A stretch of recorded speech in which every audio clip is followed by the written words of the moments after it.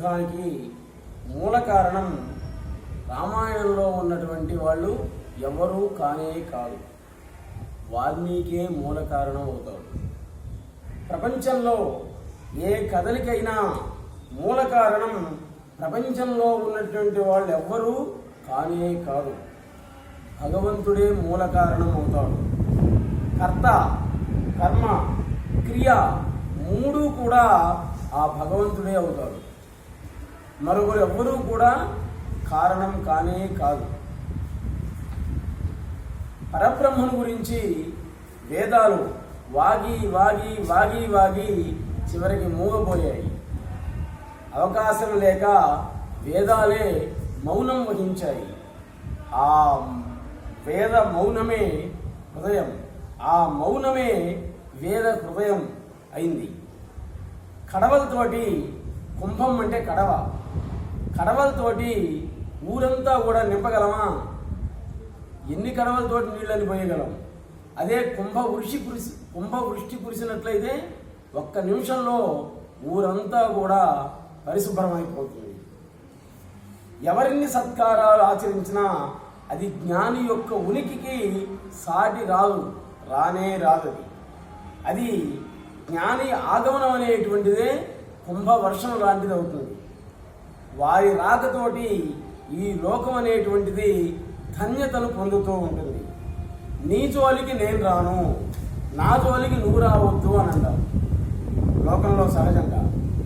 నీ జోలికి అంటున్నాను ఇక్కడ, అంటే నీ జోలిలో ఏదో ఉంది అని తెలుసుకోవాలనేటువంటి ఉత్సాహం వీడికి ఉంది.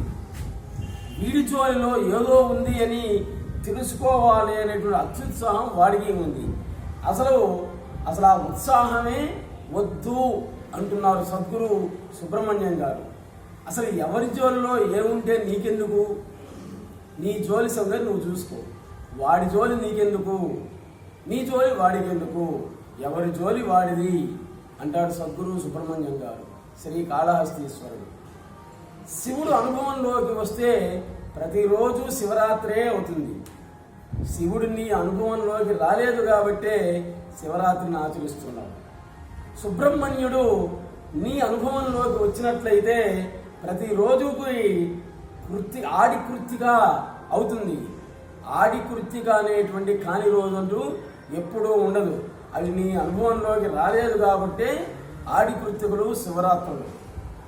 భగవంతుడు ఎవడో తలిస్తే నేను ఎవడినో తెలిసిపోతుంది. ఇది భక్తి మార్గం. నేను ఎవడినో తెలిస్తే భగవంతుడు ఎవడో తెలిసిపోతుంది. దీన్ని జ్ఞాన మార్గం అని అంటారు. నీటిలో నువ్వు తెలిసి పడ్డా తెలియకపడ్డా కానీ తడిసిపోతావు. నిప్పు అనేటువంటి సంగతి నీకు తెలిసినా తెలియకపోయినా కానీ పట్టుకుంటే కాలిపోతావు. అదేవిధంగా దేవుణ్ణి నీవు తలచినా తలచకపోయినా తప్పనిసరిగా తరించిపోతావు. ఇది సత్యం. ప్రపంచానికి మాయ దేవుడే, దేవుడికి మాయ ఈ ప్రపంచమే అవుతుంది. ప్రతి ఒక్కరికి జీవిత నౌక అనేటువంటిది ఎప్పుడో చిల్లులు పడే ఉంది, అది మునిగిపోతూనే ఉంటూ ఉంది. కానీ దాన్ని మనం గమనించట్లేదు. నువ్వు డబ్బు కోసం అడిగేట్లయితే ధనాన్ని గురించి తపస్సు చేయి. సుఖం కోసం అయినట్లయితే సుఖాన్ని గురించి తపస్సు చేయి. దేవుడి కోసం అయినట్లయితే దైవాన్ని గురించి జపించు.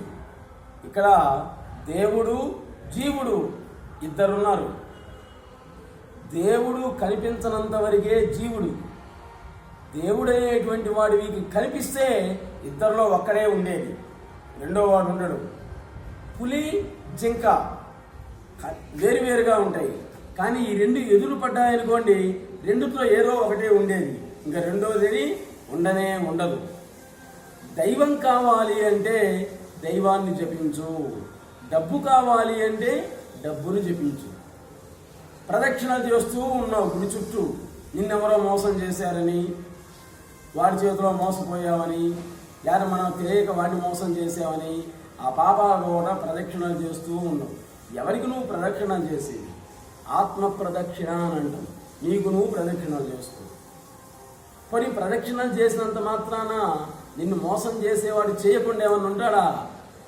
వాడి నైజం చేస్తూనే ఉంటాడు. మోసపోయేవాడు మోసపోతూనే ఉన్నాడు, చేసేవాడు చేస్తూనే ఉన్నాడు. మోసాన్ని మోసంతోటే జయించాలి. శ్రీరాముడు లాంటి వాడు ఆయుధాలు పట్టాడు, ధర్మరాజు ఆయుధాలు పట్టాడు ధర్మరక్షణ కోసం. ఇది అంతే. ప్రదక్షిణ కుడి చుట్టూ నువ్వు ప్రదక్షిణ చేసినంత మాత్రాన నిన్ను మోసం చేసేవాడు చేయకుండా ఉంటాడా? వాడు చేస్తూనే ఉంటాడు. కాబట్టి ప్రదక్షిణలు చేసినంత మాత్రాన నువ్వు మోసపోకుండా ఉండలేవు. రెండు ఆయనే. రెండు చేసే జ్ఞానం అజ్ఞానం, మంచి చెడు మొత్తం కూడా దైవస్వరూపమే. కాబట్టి మంచిగా ఉండటానికి ప్రయత్నించు, మంచి చేయటానికి ప్రయత్నించు. తాను వెలిగేటువంటి దేవుడు తనలోనే ఉన్నాడు అనుకోవడమే. భగవంతుడికి నీవు ఏమిచ్చావు అని కాదు, నీతో సహా. జాగ్రత్తగా వినండి. భగవంతుడికి నీవు ఏమిచ్చావు అని కాదు, నీతో సహా ఉన్నదంతా కూడా ఇచ్చావా ఇవ్వలేదా? ప్రహ్లాదుడు ఇచ్చాడు, అందుకని భగవత్ స్వరూపాన్ని చూశాడు.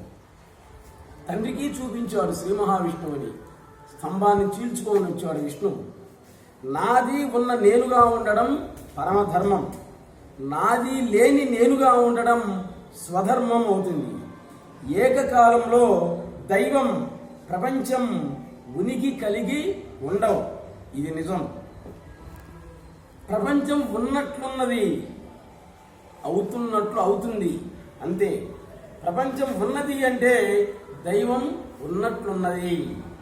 నీ ప్రశ్నే నిజమైనప్పుడు సమాధానం కూడా దాంట్లోనే ఉంటుంది. ప్రశ్నలోనే సమాధానం తప్పనిసరిగా ఉంటుంది. దానికి సద్గురువు అవసరం లేదు, సద్గ్రంథాల పఠనం అంతకంటే అవసరమూ లేదు. నీ మనస్సాక్షి. మాటలు రానటువంటి పసిపిల్లవాడి నుండి ఒక్కోసారి వేదాంతం తెలుస్తుంది.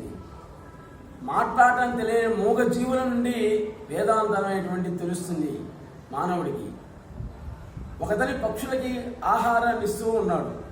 పక్షులు రోజు ఆహారాన్ని తింటూ ఉన్నాయి, ఆ గింజల్ని.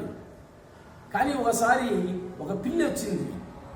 ఆ పిల్లి అడ్డం వచ్చింది. ఆ పిల్లిని చూసి పక్షులు రావట్లే, అదంతే నిలబడింది.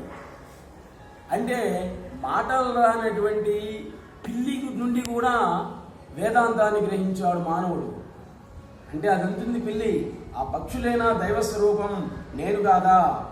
వాటికైనా ఆకలి నాకు కాదా? కాబట్టి నాకు కూడా ఆహారాన్ని ఇవ్వు అనేటువంటి వేదాంతాన్ని బోధించింది పిల్లి. కాబట్టి మానవుడికి వేదాంత సారం తెలియాలి అంటే సద్గ్రంథాల వల్లనూ కాదు, సద్గురుల వల్లనూ కాదు, చివరికి మూగ జీవాల వల్ల కూడా వేదాంతం అనేటువంటి తెలుస్తుంది మనం గ్రహించినట్లయితే. నీకు ఏ పరిస్థితి తటస్థించినా సరే అందుకు నేనే అర్హుణ్ణి, మంచైనా చెడైనా నేనే కారణం అనే భావంతో ఉండు చాలు. నీకు ఏ సమస్యలు రానే రావు. నీవు అనుభవిస్తున్నటువంటి జగత్తు నా నుండి వెలువడినట్లు ఉన్నప్పుడు నాకు భిన్నంగా ఉన్నట్లు ఉంటుంది. నాతో కలిసిపోయినప్పుడు నేనుగానే ఉంటుంది. అదే నేనైన నేను అని జిల్లెళ్ళమూడి అమ్మవారు అనసూయ మహాదేవి ఇప్పుడు చెప్పారు. ఒకటి పక్కన సున్నా పెట్టామనుకోండి, అదేమో ఒకటి పక్కన సున్నా పెడితే 10 అవుతుంది. ఆ సున్నా లేనటువంటి గణిత శాస్త్రమే భగవంతుడు. ఒకటే.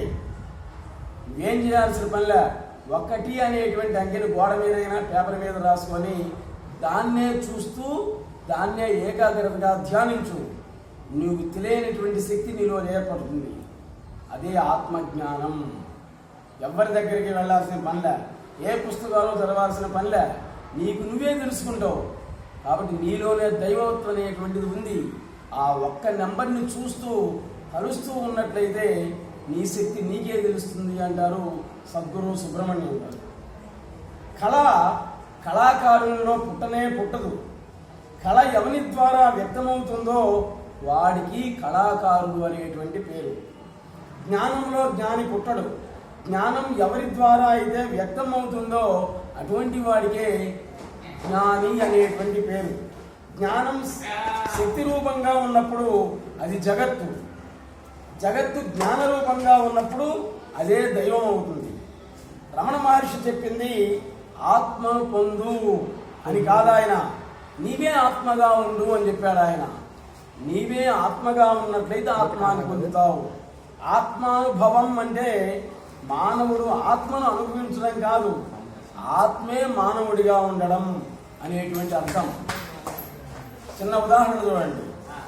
హాస్పిటల్లో చేరేంతవరకే రోగి, అడ్మిట్ అయ్యేటువంటి రోగి హాస్పిటల్లో అడ్మిట్ అయిన తర్వాత బాధ్యత అంతా ఎవరిది? ఆ డాక్టర్దే అవుతుంది. కాలేజీలో చేరేంత వరకే విద్యార్థి, చేరిన తర్వాత ఆ యాజమాన్యాన్ని అక్కడ పనిచేసే వాళ్ళదే అవుతుందన్నమాట అవసరం. అదేవిధంగా మూర్ఖుడైనా సరే గురు సన్నిధిలో గడుపుతూ ఉన్నట్లయితే వాడి కొంతకాలానికి జ్ఞాన సిద్ధి కలుగుతుంది. అజ్ఞానంతో ఇన్నోసెంట్ అయినటువంటి విద్యార్థి, వాడికి ఏం తెలియదు, చదివినా రాదు, గుర్తుండదు, వాడు ఎందుకు ఫీజు కట్టేది వాడికి తెలియదు, ఎందుకు వాళ్ళ అమ్మని వాళ్ళ నాన్న వదిలిపెట్టి హాస్టల్కి వచ్చింది అంతకంటే తెలియదు. కాబట్టి అటువంటి వాడు, అజ్ఞానంతో అటువంటి వాడు మన కాలేజీ వాళ్ళు డబ్బులు ఎందుకు పెడుతున్నాం, ఎందుకు వస్తున్నాం అనేది జ్ఞానం లేనటువంటి ఆ విద్యార్థి జ్ఞాని కలిగినటువంటి వాడితోటి స్నేహం చేస్తే వీడి అజ్ఞానం అనేటువంటి తప్పనిసరిగా పోయి వీడే మహాజ్ఞానం అవుతాడు. పచ్చి పుల్లల్ని తీసుకొచ్చి ఎండు పుల్లల్లో పడేసామనుకోండి, అవి ఆటోమేటిక్గా పచ్చి పుల్లలు కూడా ఎండుగా మారిపోతాయి. అదేవిధంగా అజ్ఞానంతో ఉండేటువంటి విద్యార్థి కూడా జ్ఞానం కలిగినటువంటి విద్యార్థితో స్నేహం చేసినట్లయితే వీడి అజ్ఞానం అనేటువంటిది పోతుంది అనేటువంటిది నిజం. ఇది తథ్యం. విద్యార్థులందరూ కూడా దీన్ని గుర్తుపెట్టుకొని మహాజ్ఞానం అంతా దైవేచ్ఛ.